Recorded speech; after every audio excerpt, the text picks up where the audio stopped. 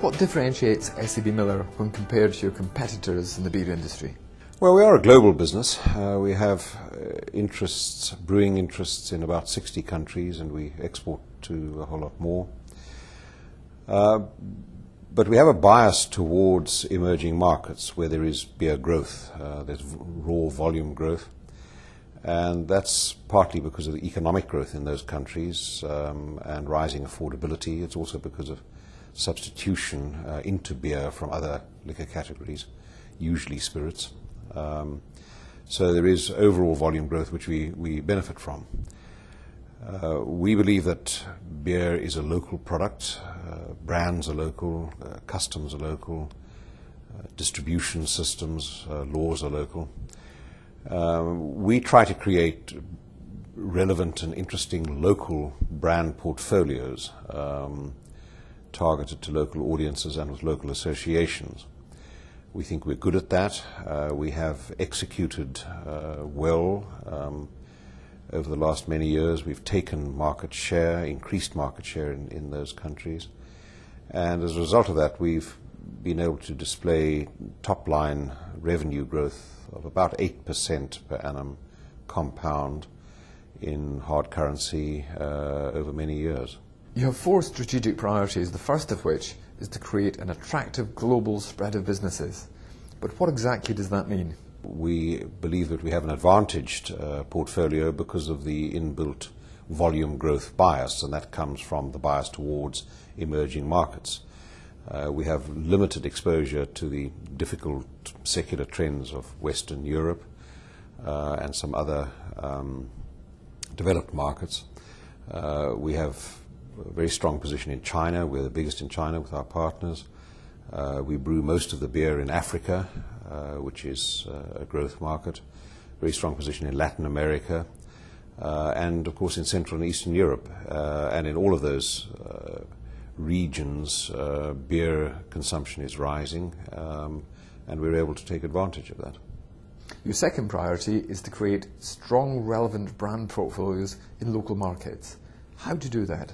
Well, consumers have a range of needs and preferences, and that spans mainstream local champion beers through to various kinds of premium beers and in many cases more affordable discount beers as well.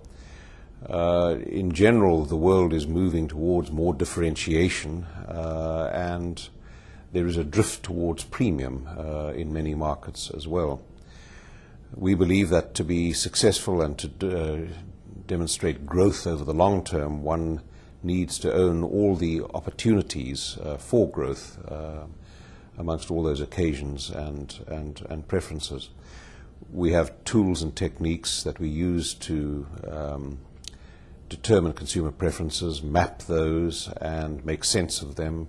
We have portfolio management tools which allow us to place our brands across a range of consumer preferences and to derive leading positions both in the mainstream and in the other more differentiated positions in each country. And how critical is that to your success? Well, I think the point is that it's difficult to do. It's difficult in the same market to run mainstream and discount or economy brands as well as much more differentiated premium end brands where we use a technique known as discovery marketing. And for the same company to set itself up to be able to differentiate clearly and consistently to the consumer for every one of those brands is a hard trick to pull off. We think it's hard for us, we think it's hard for our competitors. We think we are better than the rest at it, but it isn't easy. Constantly raising the performance of your local markets is your third priority. Is this getting harder?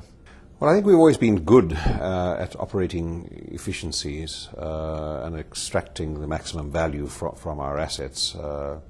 Obviously, one does get to diminishing returns, but we continue to make progress. It's not just about costs. Costs are important, obviously, but it's about effectiveness as well. And beer is a highly operational business. production and distribution are key disciplines, distribution in particular throughout the supply chain, through the route to market, at retail level, at wholesale level, and so on. We think that over the years we've been good at raising top-line revenues through portfolio management, which I have discussed, and through moving consumers to higher price points, and that is important. And we have kept a focus on costs through the entire supply chain. And as a result of that, operating profit, EBIT per hectolitre, has risen strongly over the last 3 years, 9% compound annual growth rate in constant currency. And leveraging global scale. In practical terms, how do you go about doing that? Well, I think there are three principal ways I would point to. The first, and probably most important and difficult, is the transfer of skills and best practices, management techniques around the world. We have a range of what we call the SABMiller ways, which are packaged and codified best practices around a range of key disciplines. Then, of course, we do have a portfolio of small but growing international brands, premium international brands, and we do introduce those across the globe in different markets and achieve scale economies from the support of those. And procurement. We manage in different centers of excellence around the world. For instance, we are one of the largest buyers of malt, importers of malt in the world, and that is managed out of a European coordination center. And how successful do you think you've been in building the business? Well, we do think that we have an advantaged portfolio of businesses, and we have succeeded in driving operational efficiency and effectiveness, and in creating relevant and interesting brand portfolios.